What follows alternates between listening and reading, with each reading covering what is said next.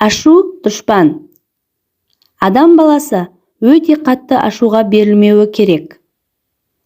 Француз ғалымдарының зерттеуі бойынша, қатты ашуланған адамның өтінен асып-тасып көтерілген арам асқазанға құйылып кететін көрінеді. Бірер болмашы тамшысы көтерілсе де, ол барып тұрған дейді ғалымдар. Сөйтіп, асқазан жарасы, тағы басқасының алғы шартын өзіңізге жасайды екенсіз.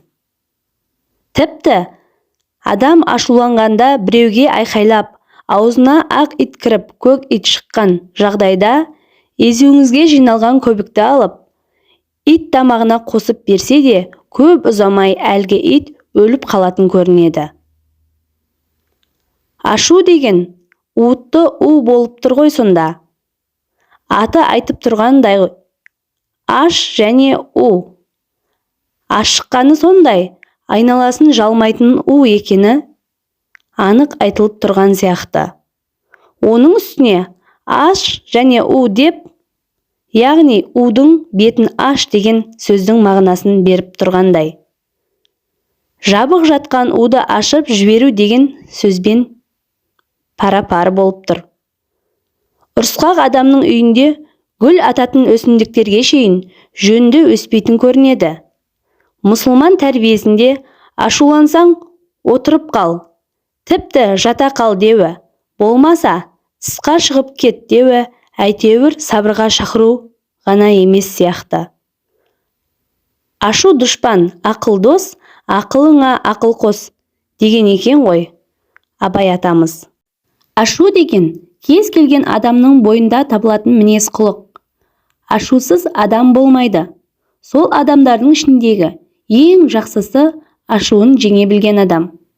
Ашу бар жерде ақыл тұрмайды. Ашу деген ағын су, алдын ашсаң арқырар. Ақыл деген дария, алдын тоссаң тоқырар, деп өсиет қалдырған екен Әйтеке би бабамыз. Қазақ халқының әрбір даналық сөзінің дінге барып тірелетіні баршаға аян. Адамзаттың ардақтысы, пайғамбарымыз Мұхаммед, оған Алланың салауаты мен сәлемі болсын. Көпке пайдасы бар, тәрбиелік мәнісі зор мынадай хадисі бар. Күресіп барлығын жеңген емес, шынайы мықты адам, өз нәпсісін ашу үстінде жеңе білген адам, мықты деген екен. Әдетте адамдар жауды сыртқы дүниеден іздейді. Ал шындығында ең қатерлі дұшпан өзіміздің ішкі жан дүниемізде екенін қаперімізге де алмаймыз.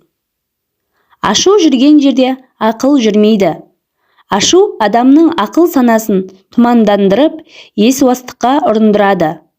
Бойын қатты ашу билеген адам ақыл естен жұрдай есуасқа айналады. Ондай пенде де не істеп не қойғанын өзі де білмей қалады. Қазіргі медицина ғылымы да ашудың адамның денсаулығына кері әсер болатынын ашық айтады. Адамның бойында 3 миллиардтан астам нейрон деп аталатын элемент болады екен.